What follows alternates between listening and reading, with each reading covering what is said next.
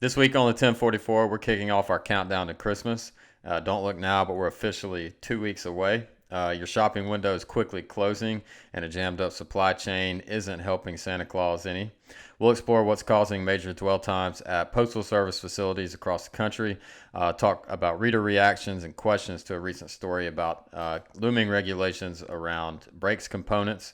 And we'll get an update on the 2,000-mile journey by truck, of course, of the U.S. Capitol Christmas tree.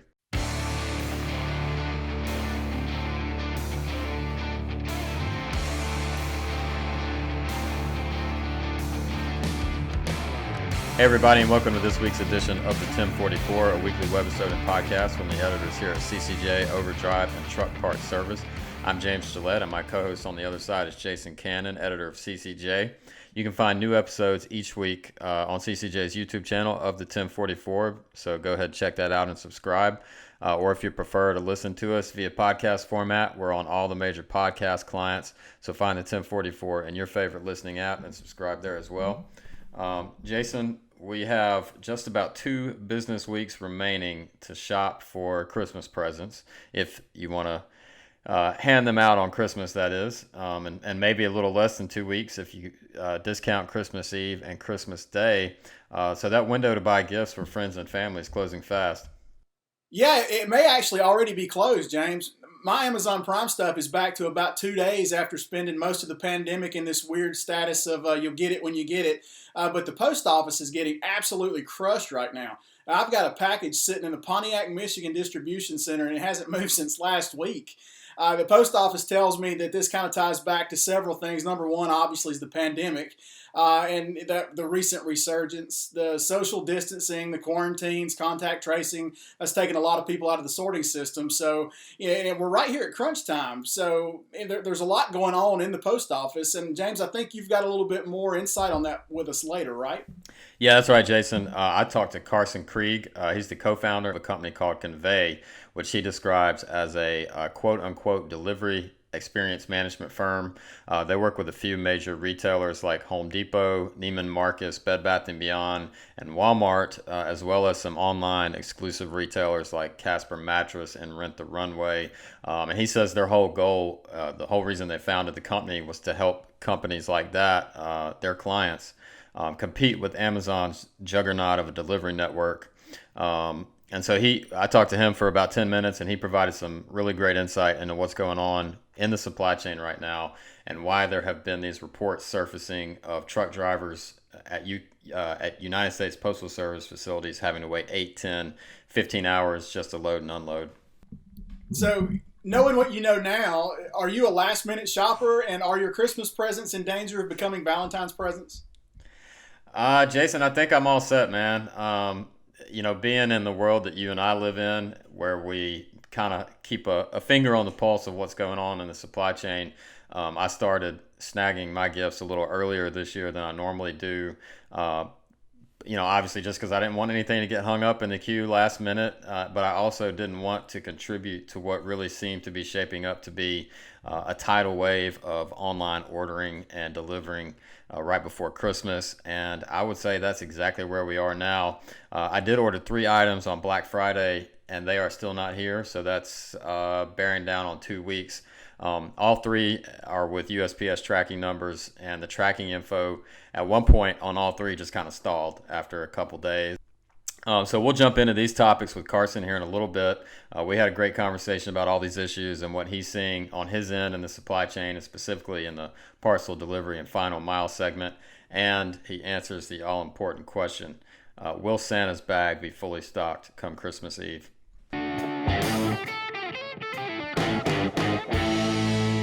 Effective January 1st, which is about 3 weeks away, manufacturers of brakes will have to remove a significant amount of copper from their friction material.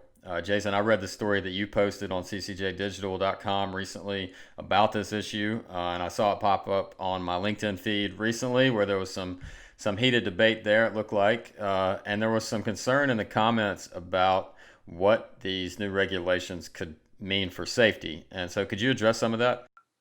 Sure. I saw a lot of those same comments. The mandate itself calls for a less than 5% copper by weight, which is what they call B level, in the friction material on January the 1st of the coming year, and 0.5%, which is what they call in level, by January 1st of 2025. Basically, the EPA wants to get copper out of brakes, mostly because the brake dust is toxic, and specifically to aquatic life in the event of surface runoff.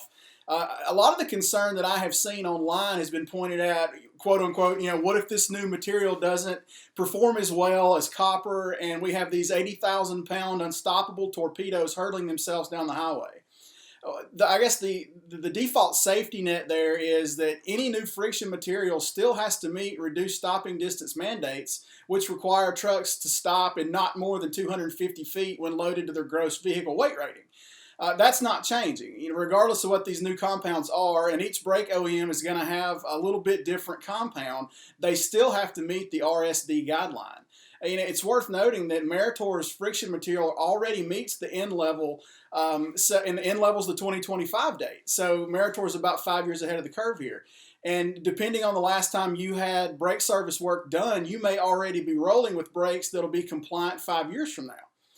Also, if you use exclusively drum brakes, which is still more than half the market, this doesn't even really apply to you, because depending on which brake company you use, many drum brakes already are well under that copper threshold. That drum brakes are a lot larger and can dissipate heat more easily. They don't use as much copper to begin with. Very interesting stuff, Jason. And I know that was, like I said, that was kind of a hot topic when it was posted. That story was posted on LinkedIn. And so I'm going to put you back on the spot here in a minute to answer some more questions about the same topic. But first, Under the Hood Part 1A this week. Let's dive into that interview with Carson to talk about the supply chain and the current parcel delivery logjam. Hey, Carson. Thanks for joining us today. First of all, why don't you tell us a little bit about Convey and what the company does and what you've seen this year on the e-commerce and parcel delivery side? Convey is what we call a delivery experience management company. So we're really trying to help retailers compete with Amazon on their delivery experience. And what we've seen this year in e-commerce is obviously, you always typically have this peak season, a 30-day peak season between November and December. With the pandemic this year, peak season really started in March. So we've seen, pretty crazy year-over-year volumes going back to March here for the last 9 months. And right now what we're seeing is a 30% year-over-year increase from where we're at in November, December last year. So kind of for the first time, in a long while, the major parcel carriers, UPS and FedEx, they're starting to turn away business. And so what you've seen is this holiday season, kind of the past couple of weeks, is the primary overflow carrier has actually been the US Postal Service. And you're seeing, performance be affected by that. The on-time percentage that we're tracking for the US Postal Service has dropped pretty dramatically in the last 2 weeks. The transit days are increasing. So as we see the US Postal Service market share kind of increase, we had them, historically around 9% for 2020. We've seen their percentage of market share go up to as much as 23% in certain accounts for the last couple of weeks. So we're seeing them essentially double their volume, take that overflow volume away from UPS and FedEx, and it's beginning to flood their network and flood their capacity. So Carson, in your opinion, what is leading to these really long dwell times at the USPS facilities? I think what you're seeing is the 30% growth in year-over-year volumes plus, just people shortages, right? All these guys tried to hire seasonal warehouse workers, things like that with the pandemic. If someone's feeling sick, they're no longer coming in. So just, the hands on the dock for anything, for any of the cross docking, anything that is kind of required to get this stuff from A to B right now, you have, a capacity overflow as far as the number of packages that are coming through, as well as just a warehouse worker shortage. So it's kind of, a perfect storm of everything aligning. And then, existing capacity, there's USPS had the mail-in ballots, issue back in November. Now there's the whole talk of how the vaccine is going to affect, the supply chain as well. So it's already really starting. We're seeing it to fall apart a little bit, and we're curious to see what's going to happen over the next couple of weeks. Carson, I'm curious as to how widespread these issues are at the USPS facilities. Is it isolated to a few in the Midwest, which are the ones we heard about? Or is it an issue that is being seen at USPS facilities nationwide with these really long dwell times for carriers that are servicing USPS facilities? And then I think taking it a step further, is it something that's more widespread even than USPS itself? Is it something that you're seeing at docks and at warehouses outside of the USPS network? I mean, we're seeing it in the Northeast as well. I had a FedEx Smart Post package, delayed in Kansas the other day. So the implications kind of expand beyond the Postal Service just because the Postal Service is the final mile carrier for some of those other carriers in that situation. So if it's a FedEx Smart Post shipment or a UPS Sure Post shipment or a DHL e-commerce shipment, those have, typically been fulfilled by the U.S. Postal Service. So it's really the induction capacity is strained and then the final mile capacity is constrained as far as the daily routes and things like that. So it's happening on both ends. And just because the Postal Service has acted as that final mile agent for UPS, FedEx, and DHL previously, all that, not only the overflow volume is going direct to the Postal Service, but the upstream FedEx and UPS volume is typically handed off as well. Well, Carson, I'm curious, in your opinion, how these issues play out over the next couple of weeks. And I think one of the pressing questions is, will Santa's bag be stocked on Christmas Eve? And then looking out just a little bit further, how do these issues play out after Christmas when return season starts and at the turn of the new year? So we have the unique ability to provide what's called a click to deliver metric. So since we're ingesting those orders from our retail partners, we can kind of say, hey, when does the clock start as far as the customer hitting the buy button? And we're marrying together both the fulfillment time from the retailer warehouses and distribution centers with the transit times from the carriers. So we've seen about a 2-day average creep in the parcel space over the last couple of weeks and saying, hey, everybody implemented their cutoff dates, what I would maybe call a little early this season. So USPS retail ground, the cutoff is December 15th. But what consumers are not accounting for is that 2-day fulfillment. So if you've already maxed, your daily number of pickups or anything like that at the origin, and you could press the buy button on the 13th, but it might not get picked up till the 15th. So giving yourself a little wiggle room here as a consumer ordering early. You saw it with the retailers this season. Amazon did Prime Day in mid-October. Best Buy, Walmart, Target, those guys all followed suit to kind of stretch out the holiday season to see if we could extend the capacity, for our parcel carrier partners as well.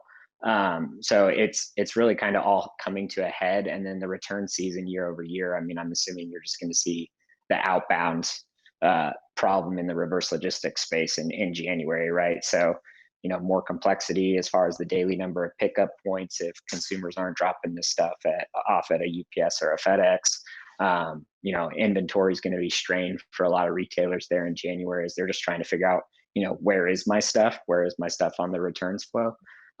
So yeah, I would imagine the next 45 to 60 days are certainly going to be a bumpy ride. And we're seeing it with the Postal Service transit days already. They were pretty steady around 3.7 or 4 days for most of the year, just kind of an average across all our network. That's jumped to 6 days. So this stuff is just sitting on local docks, could be in the origin market, could be in the destination market, but it's really just sitting there waiting to be fulfilled, and we're seeing that extended in the transit times. I mean, let's order early and see what we can do to save Santa, right? So Well, Carson, I really appreciate you joining us today, and thanks for all the great information. And I hope you have a very happy holiday season, and I'll see you on the other side. you have a great holiday as well. All right, big thanks to Carson for joining us this week, and I'm looking forward to touching base with him after the holidays for a recap on all these issues we discussed. All right, Jason, time for the mailbag.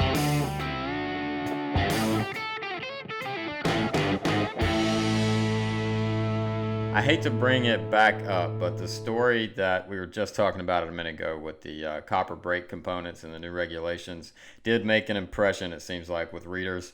And one of the comments from Mike R. on, was that Facebook or LinkedIn, Jason? I think that was actually a comment on the story itself. Okay.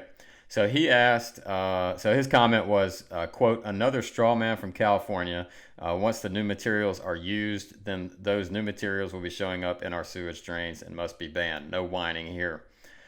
He's right, isn't he? I mean, brake dust isn't going away, and there's still going to be some form of runoff even after the components change starting January 1st. Yeah, Mike is absolutely right. Copper is the primary target here, and the mining process for copper is pretty unclean in itself. But when considering some of the other organic and inorganic chemicals that are in the dust, you've got a lot of things kind of along for the ride. Mercury, lead, cadmium, there's several other undesirable things that by proxy are going to come out of this new formulation. The focus of this new material is the inclusion of more organic matter or inorganics that are just environmentally friendly or more environmentally friendly. I think I would compare this initiative to what we see perpetually with emissions. We didn't go from 100 to 0 all at once with NOx and CO2. Those regulations push as far as the engineering and science will allow, which is why you see them change about every 3 or 5 years or so, because the engineering and the science just gets better. After the 2025 brake mandate, which is going to pull the copper content down to 0.5%, I think we could probably expect another one that brings it down to 0. That's great stuff, Jason. And if you have a question out there, listeners, that you want us to answer in an upcoming mailbag, shoot us an email at 1044trucking@gmail.com. That's 1044trucking@gmail.com. Or give us a call, 404-491-1380. We want to hear your questions and comments, so shoot those over. All right, time for the last segment of our show, roadside attractions.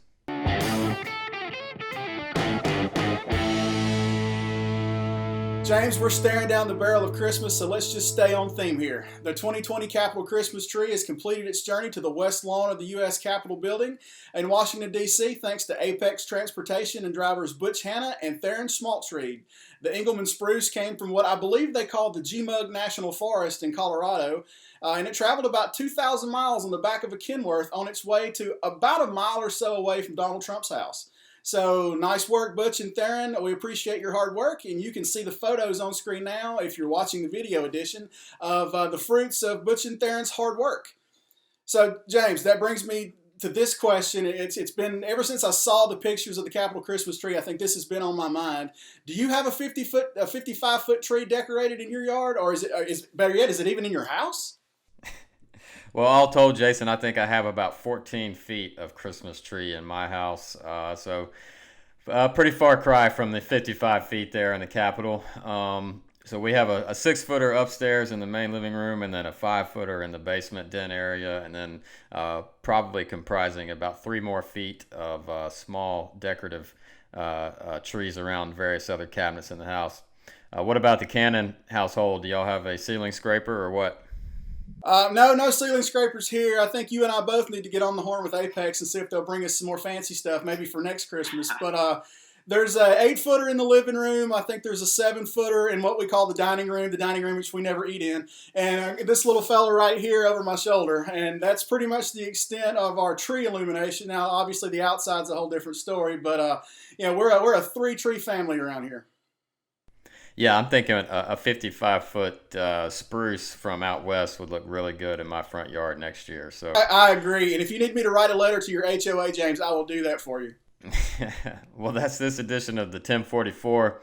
Hit us with your mailbag questions at 1044trucking@gmail.com. That's 1044trucking@gmail.com with your questions and feedback. Or give us a call at 404-491-1380 and leave us a message there. I check that mailbox pretty much every day, so please give us a ring and leave us a voicemail. That's this week, so everybody take care and stay safe.